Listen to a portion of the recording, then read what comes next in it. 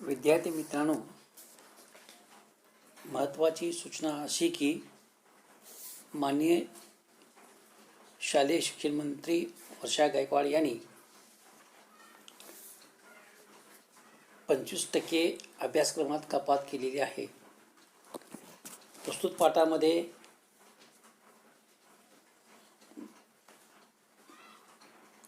जो भाग बघण्यात आलेला आहे,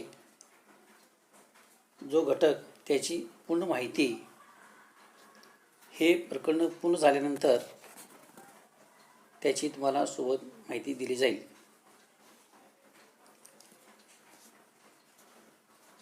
तर विद्यार्थी मित्रांनो, या प्रकरणात आपण महाराष्ट्र सहकारी संस्था कायद्यातील महत्त्वाच्या तरतुदी किंवा दुरुस्तीसह भांडवल उभारणी, सभा याबाबतच्या तरतुदी व त्यांच्या कार्यपद्धतीचा अभ्यास पाहणार आहोत.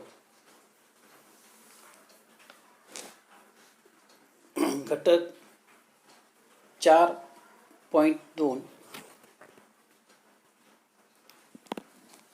प्रस्तुत प्रकरणातील घटक सहकारी संस्थेची भांडवल उभारणी. उपघटक सहकारी संस्थेची भांडवल उभारणीची साधने. सहकारी संस्थेची भांडवल उभारणी याचे प्रमुख उद्दिष्ट असे की आपल्याला कोणत्याही प्रकारचा व्यवसाय सुरू करण्यासाठी आणि पुढे तो चालू ठेवण्यासाठी आपल्याला नेहमी भांडवलाची आवश्यकता असते. सभासदांच्या आर्थिक हितसंबंधांचे संवर्धन करणे हे सहकारी संस्थेचे प्रमुख उद्दिष्ट असते. त्याचप्रमाणे सहकारी संस्थांना देखील आपला व्यवसाय चालविण्यासाठी भांडवलाची आवश्यकता असते. त्यामध्ये अतिशय महत्त्वाचे उद्दिष्ट असे की सभासदांना कर्ज पुरवठा करणे, विविध कृषी आदाने पुरवणे, जीवनावश्यक वस्तूंचा पुरवठा करणे इत्यादी कामे करण्यासाठी भांडवल उभारण्याची आवश्यकता असते. महाराष्ट्र सहकारी संस्था अधिनियम कायद्यातील कलम 28 व 29 मध्ये सहकारी संस्थांनी उभारावयाच्या भांडवलाविषयीच्या तरतुदी स्पष्ट केल्या आहेत. सहकारी संस्थांच्या भांडवल उभारणीची साधने कोणती किंवा मार्ग कोणते? सहकारी संस्थांना आपली उद्दिष्टे पूर्ण करण्यासाठी भांडवलाची आवश्यकता असते. सहकारी संस्था पुढील 2 साधनाद्वारे भांडवल उभारणी करू शकते. सहकारी संस्थांची भांडवल उभारणीची साधने कोणती? सहकारी संस्थांची भांडवल उभारण्याची साधने 2 आहेत. 1 अंतर्गत साधने, 2 बाह्य साधने.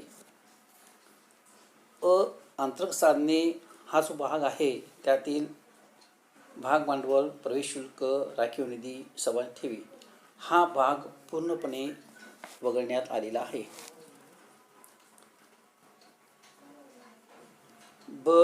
बाह्य साधनेचा जे काही घटक असतील त्या घटकांचा आपण आता अभ्यास करणार आहोत. बाह्य साधने, त्यामधील 1 बिगर सभासदांच्या ठेवी,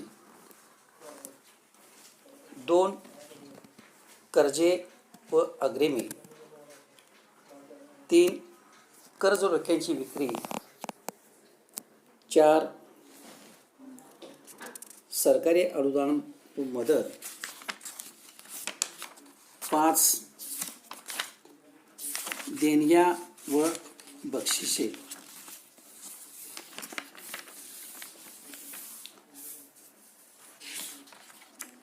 भांडवल उभारण्याची बाह्य साधने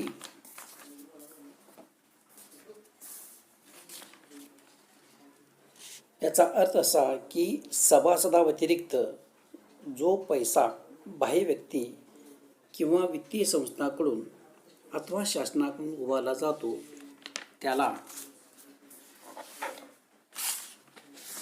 भांडवल उभारणीची बाह्य साधने किंवा कर्जाऊ भांडवल असे म्हणतात. असे भांडवल उभा करण्यासाठी सहकारी संस्थेला निबंधकाची परवानगी घेणे आवश्यक असते. बाह्य साधनामध्ये पुढील बाबींचा समावेश होतो. 1. बिगर सभासदांची ठेवी, यालाच नॉन मेंबर्स डिपॉझिट असे म्हणतात. सहकारी संस्था ह्या बिगर सभासदाकडून ठराविक व्याजदराने ठेवी गोळा करू शकतात. अशा ठेवी 1 वर्ष ते 10 वर्ष मुदतीसाठी स्वीकारल्या जातात. अशा मार्गाने भांडवल उभारणी करताना सहकारी संस्थांना निबंधकाची परवानगी घ्यावी लागते. सहकारी संस्था पुढील प्रकारच्या ठेवी स्वीकारतात. त्यामध्ये उदाहरणार्थ सांगता येईल आपल्याला की चालू ठेव, बचत ठेव, मुदत ठेव, पुनरावृत्ती ठेव व इतर ठेवी इत्यादी. आता बिगर सभासद ठेवीमध्ये त्यातली पहिली जी ठेव आहे ती बचत ठेव, याला सेव्हिंग डिपॉझिट असे म्हणतात. या ठेवी सर्वसामान्य व्यक्तींना, पगारदार व्यक्ती, कामगार आणि मध्यमवर्गीय लोकांना उपयुक्त असतात. लोकांना बचत करण्यासाठी प्रोत्साहन देणे हा या ठेवीमागील उद्देश होता. आता काही या ठेवीची महत्त्वाची वैशिष्ट्ये आहेत ती आपणास पुढील प्रमाणे सांगता येतील. 1. बचत खाते छोटी लहान रक्कम बँकेत ठेवून आपल्याला खाते उघडता येते. अति उदाहरणार्थ सांगता येईल की किमान ₹100 ते ₹500 बँकेत जमा करून आपल्याला खाते सुरू करता येते. 2. बचत खाते सुरू करण्यासाठी त्यामध्ये ठराविक रक्कम शिल्लक असणे आवश्यक आहे. पैसे काढण्यासाठी चेक किंवा धनादेश किंवा स्लिप भरून बचत खात्यातून रक्कम केव्हाही काढता येते. बचत ठेव खात्यातून काही बंधने आहेत की ₹50,000 पेक्षा जास्त व्यवहारासाठी पॅन कार्डची आवश्यकता असते. बचत खात्यामध्ये ठराविक व्यवहारापेक्षा जादा व्यवहार केल्यास बँक सेवा शुल्क आकारते.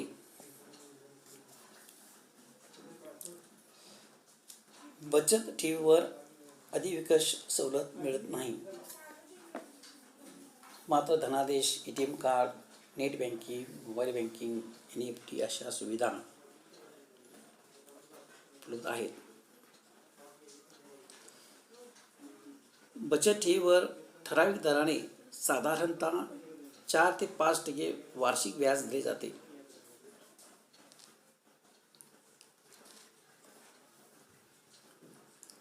बचत ठेवीतून रक्कम काढण्याबाबतीत काही बंधने असल्यामुळे बचत ठेवीत रक्कम कर्जदाराला कर्ज देण्यासाठी किंवा इतर ठिकाणी फायदेशीर गुंतवणुकीस उपयुक्त ठरते.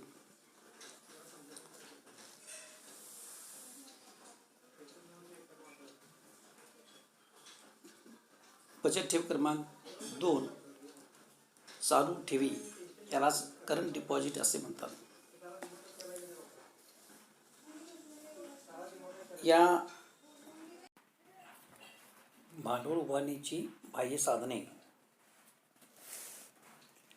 सभासदाव्यतिरिक्त जो पैसा बाह्य व्यक्ती किंवा वित्तीय संस्थांकडून अथवा शासनाकडून उभारला जातो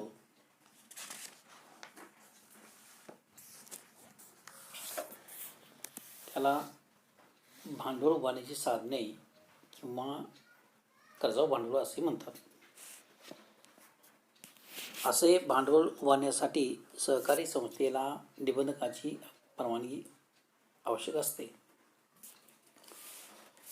बाह्य साधनामध्ये पुढील बाबींचा समावेश होतो. बिगर सभासदांच्या ठेवी. सहकारी संस्था ह्या बिगर सभासदाकडून ठराविक व्याजदराने ठेवी गोळा करू शकतात. अशा ठेवीची मुदत 1 वर्ष ते 10 वर्ष मुदतीसाठी स्वीकारल्या जातात.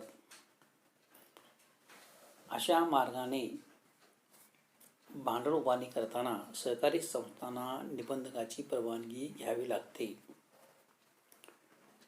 उदाहरणार्थ चालू ठेव, बचत ठेव, मुदत ठेव, पुनरावृत्ती ठेव व इतर ठेवी इत्यादी.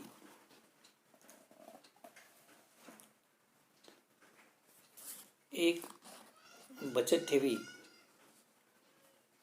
या ठेवी सर्वसामान्य व्यक्तींना, पगारदार, कामगार आणि मध्यमवर्गीय लोकांना उपयुक्त असतात. लोकांना बचत करण्यासाठी प्रोत्साहन देणे या ठेवीमागीलचा हेतू असतो. बचत ठेवीची वैशिष्ट्ये पुढीलप्रमाणे आहेत. 1. बचत खाते. छोटी रक्कम बँकेतून ठेवून उघडता येते. उदाहरणार्थ ₹100 ते 500 बँकेत जमा करून खाते सुरू करता येते. 2. बचत खाते सुरू ठेवण्यासाठी त्यामध्ये ठराविक रक्कम शिल्लक ठेवणे आवश्यक आहे.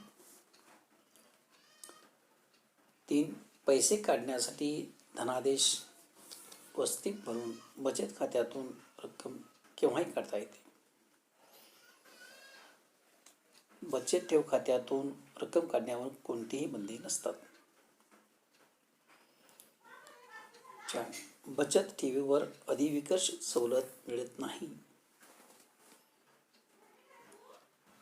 मात्र धनादेश, ATM card, net banking, mobile banking, NEFT अशा अनेक सुविधा उपलब्ध होतात. 5.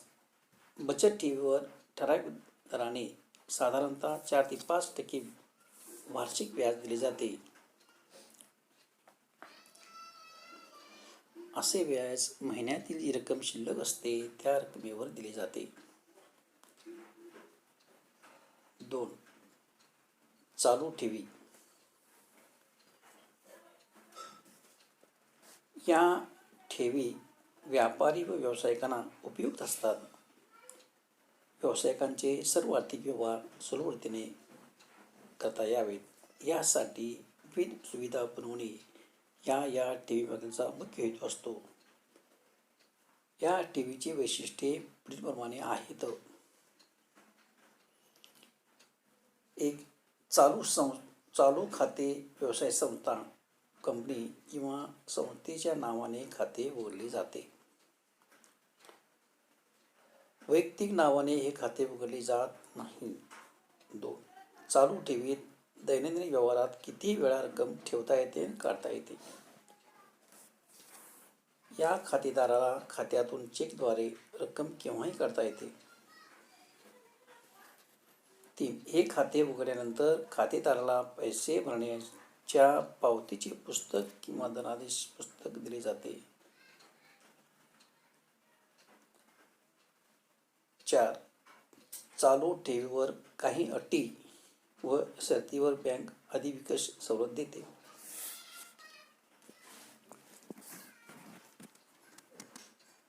चालू ठेव खाते सुरू ठेवण्यासाठी त्यामध्ये ठराविक रक्कम शिल्लक ठेवणे आवश्यक आहे.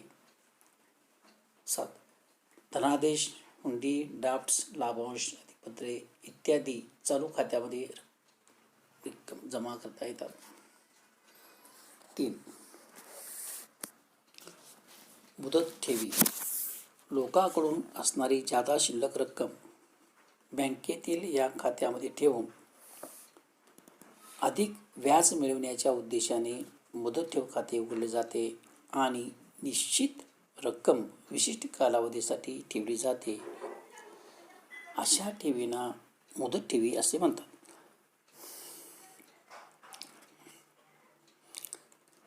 या ठेवीचे वैशिष्ट्ये पुढीलप्रमाणे आहेत.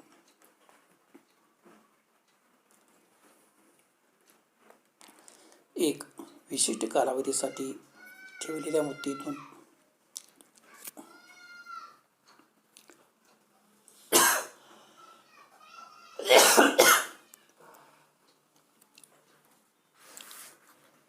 खातेदाराला मुदत संपल्याशिवाय रक्कम काढता येत नाही. 2. मुदत ठेवीवरील व्याजदर जास्त असून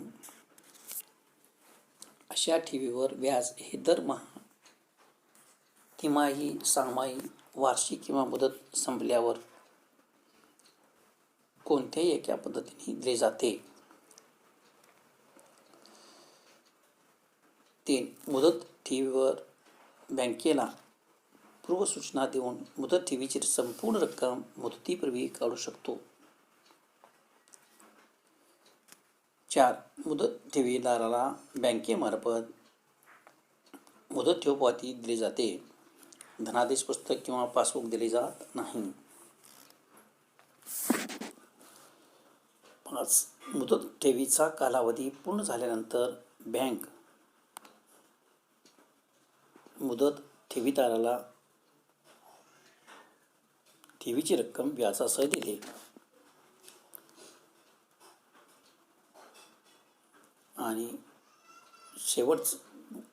मुदत संपल्यानंतर हे खाते बंद होते आणि मुदत ठेवीचा कालावधी पूर्ण झाल्यावर ठेवीच्या नियम व अटीनुसार मुद्दल व्याज ठेवीदाराला दिले जाते.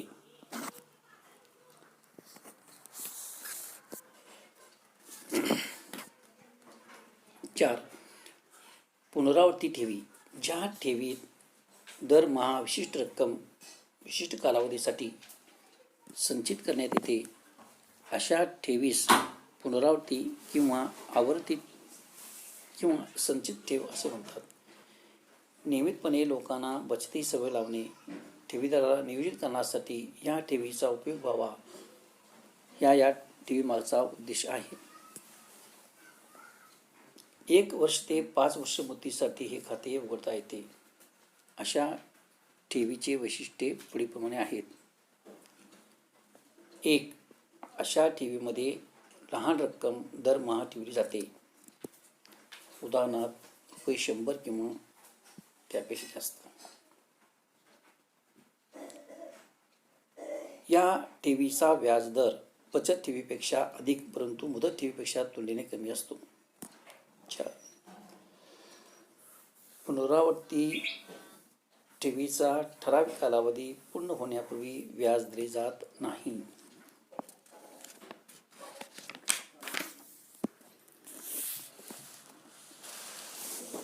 जर पुनरावृत्ती ठेवीदाराने या ठेवीमध्ये दरमहा भरावा लागणारा ठेवीचा हप्ता बंद केला तर त्याला सदर ठेवीची मुदत संपल्यानंतर भरलेली रक्कम तसेच व्याजावरील रक्कम बँकेमार्फत परत मिळते. कोर बँकिंग पद्धतीनुसार दरमहा पुनरावृत्ती ठेवीचा हप्ता बँकेच्या कोणत्याही शाखेत भरता येतो. ठेवीदार त्याची तात्पुरती पैशाची गरज दूर करण्याकरिता या ठेवीत जमा झालेल्या रकमेवर जास्तीत जास्त 90% कर्ज काढू शकतो. आणि शेवटचा प्रकार 5. इतर ठेवी. सदर ठेवीत दररोज विशिष्ट रक्कम संचित करण्यात येते. यात लागणारी रक्कम निश्चित झाल्यानंतर ती दररोज नियमितपणे या ठेवीत भरावी लागते. ठेवीची मुदत पूर्ण झाल्यानंतर ठेवीत जमा झालेली रक्कम त्यावरील व्याजासह दैनंदिन ठेवीदाराला दिली जाते. याशिवाय दाम्पत्य ठेवी, सणासुदीच्या ठेवी, पिगमी ठेवी, मृत्युंजय ठेवी, धनवर्धिनी ठेवी इत्यादी ठेवी विशेषतः पतपुरवठा संस्था व सहकारी बँकांमार्फत स्वीकारल्या जातात.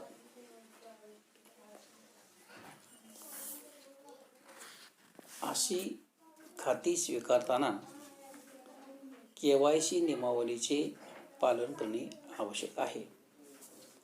अशी खाती नियमित करण्यासाठी संस्थेला या संदर्भात सहकार खात्याने वेळोवेळी दिलेल्या सूचना, मार्गदर्शक तत्त्वे व आदेशाचे पालन करणे आवश्यक असते.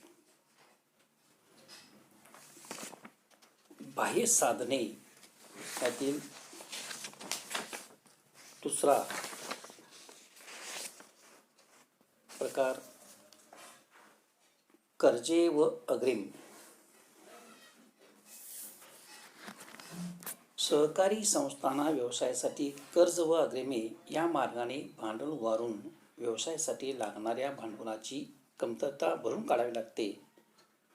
कर्जे व अग्रिम म्हणजे स्थिर व खेळत्या भांडवलाची गरज भागविण्यासाठी शासन आणि वित्तीय संस्थांकडून घेतलेले कर्ज होय. सहकारी संस्थांना त्यांच्या स्थापनेच्या काळात व नंतरच्या काळात राज्य शासनाकडून अल्प, मध्यम व दीर्घ मुदतीची कर्जे मिळू शकतात. शासन वित्तीय संस्थांकडून स्वतःच्या हमीवर सहकारी संस्थांना कर्ज मिळवून देते. सहकारी संस्था स्थिर भांडवलाची गरज पूर्ण करण्याच्या दृष्टीने जिल्हा मध्यवर्ती बँक, राज्य सहकारी बँक, भारतीय औद्योगिक विकास बँक, राज्य वित्तीय महामंडळ, जीवन विमा निगम, भारतीय औद्योगिक पत आणि गुंतवणूक महामंडळ आणि इतर संस्थांकडून स्थापनेच्या काळात व्यवसायाच्या उभारणीसाठी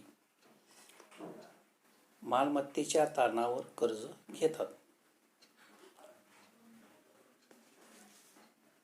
सहकारी संस्था राष्ट्रीय कृषी आणि ग्रामीण विकास बँक म्हणजेच नाबार्ड सारख्या संस्थेकडून सुद्धा कर्ज घेऊन भांडवल वाढवू शकतात.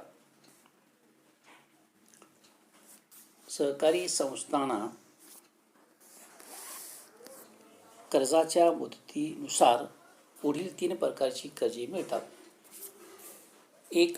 अल्पमुदतीचे कर्ज, 2.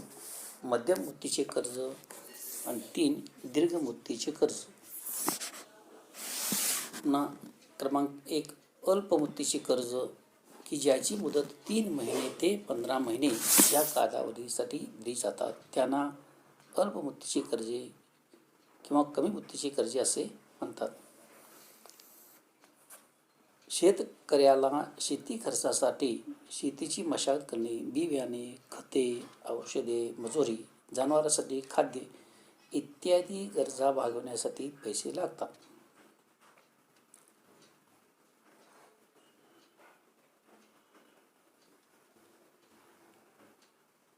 पिकांच्या हंगामानंतर या कर्जाची परतफेड केली जाते म्हणून या कर्जास पीक कर्ज असे म्हणतात. प्राथमिक पतपुरवठा संस्थांना शेतकऱ्यांना अल्पकालीन कर्ज पुरवठा करणे शक्य व्हावे म्हणून जिल्हा मध्यवर्ती सहकारी बँका त्यांना कर्ज पुरवठा करतात. मध्यम मुदतीचे कर्ज. ज्या कर्जाची मुदत ही 15 महिने ते 5 वर्षे इतकी असते अशा कर्जास मध्यम मुदतीचे कर्ज असे म्हणतात. शेतकऱ्याला शेतजमिनीची सुधारणा करणे, विहिरीसाठी जनावरे खरेदी, शेती यंत्रे खरेदी अशा भांडवली खर्चासाठी मध्यम मुदतीच्या कर्जाची गरज भासते. अशी कर्जे राष्ट्रीय कृषी व ग्रामीण विकास बँक नाबार्डकडून राज्य सहकारी बँका व जिल्हा मध्यवर्ती सहकारी बँकांना उपलब्ध होतात.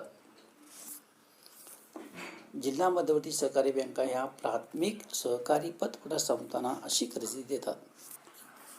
क दीर्घ मुदतीचे कर्ज, जी कर्ज 5 वर्षे ते 25 वर्षे इतक्या कालावधीसाठी दिली जातात त्यांना दीर्घ मुदतीचे कर्ज असे म्हणतात. जमिनीत कायमस्वरूपी सुधारणा करण्यासाठी खर्चिक यंत्रसामग्री घेण्यासाठी दीर्घ मुदतीच्या कर्जाची गरज असते. अशी कर्जे राष्ट्रीय कृषी व ग्रामीण विकास बँकेकडून दिली जातात. 3. कर्ज रोख्यांची विक्री.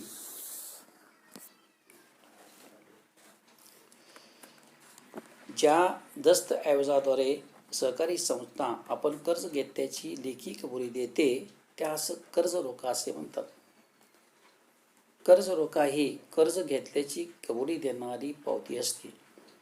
कर्ज रोखा म्हणजे संस्थेने आपल्या सही शिक्क्यानिशी स्थिर किंवा अस्थिर मालमत्तेवर बोजा निर्माण करून अथवा बोजा निर्माण न करता उभारलेल्या कर्जाच्या दस्तऐवजास कर्ज रोखा असे म्हणतात. सहकारी संस्था कर्ज रोख्याची विक्री करून कर्जा व भांडवलाची उभारणी करीत असतात. कर्ज रोख्याची रक्कम ही 100 रुपयापासून 1000 रुपयापर्यंत असू शकते. दीर्घ मुदतीचे भांडवल उभारण्यासाठी सहकारी संस्था या कर्ज रोख्यांची विक्री करू शकतात. कर्ज रोख्याची जर विक्री करायची असेल तर राज्य सरकार व रिझर्व्ह बँकेची परवानगी आपणास घ्यावी लागते.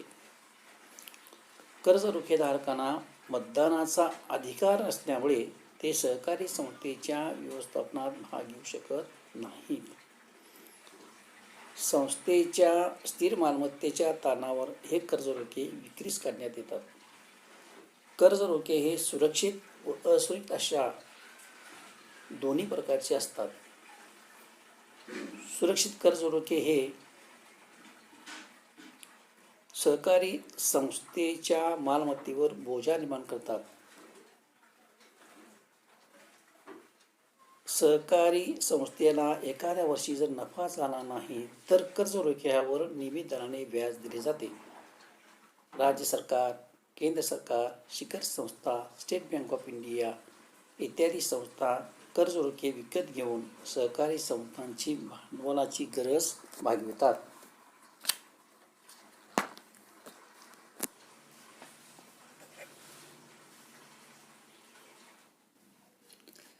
कर्ज रोखेधारक हे सहकारी संस्थेचे धनको किंवा सावकार असतात.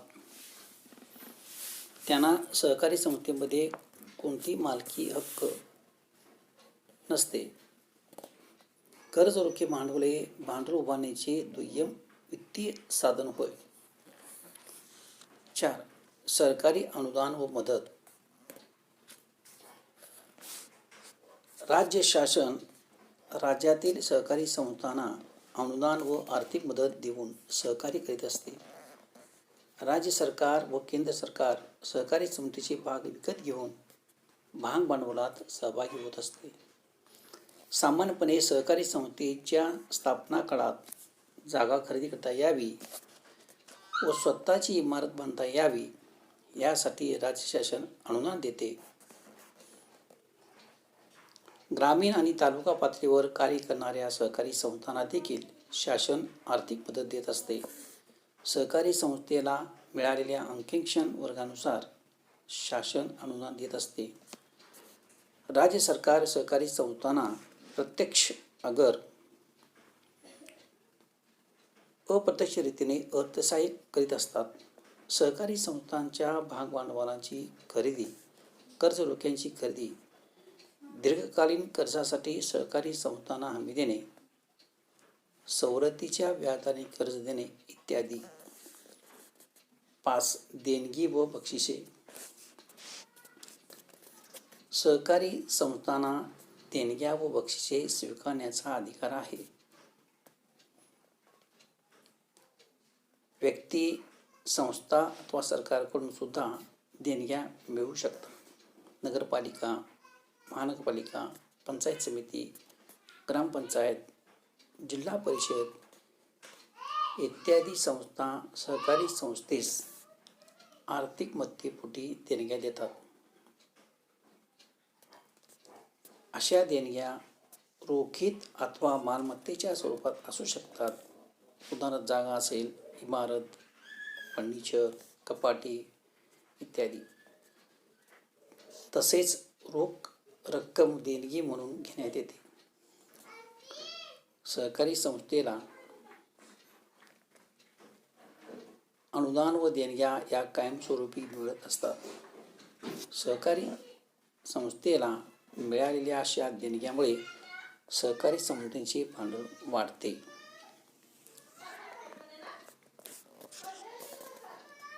सहकारी संस्थेने आपल्या वित्तीय धोरणांची अशा प्रकारे आखणी केली पाहिजे की ज्यामुळे भांडवल उभारण्यासाठी उपलब्ध असलेल्या अंतर्गत व बाह्य साधनात योग्य समन्वय साधला जाईल आणि संस्थेची खेळत्या व स्थिर भांडवलाची गरज पूर्ण होऊ शकेल. अशा प्रकारे सहकारी संस्था या त्यांचा उद्देश व उपविधीनुसार कार्य, व्यक्तीची वाढ, प्रगती व विकास यासाठी विविध मार्गाने भांडवल उभारणी करीत असतात.